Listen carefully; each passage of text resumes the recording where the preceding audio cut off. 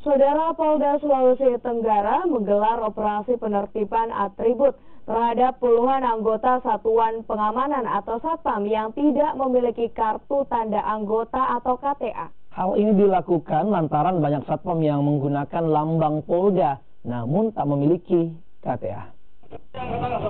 Dalam razia ini ditemukan banyak anggota Satuan Pengamanan atau Satpam yang tidak memiliki kartu tanda anggota, sehingga sejumlah atribut lambang Polda yang berada di seragam Satpam dicopot.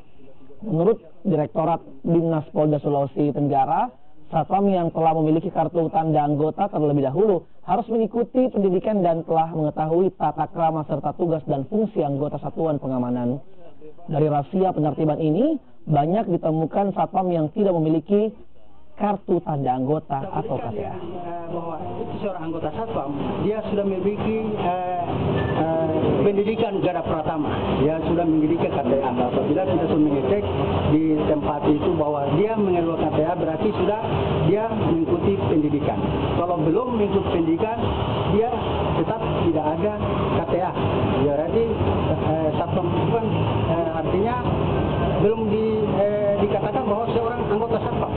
Itu kalau sudah mengikuti pendidikan garda pertama, jadi dia sudah mengetahui tugasnya.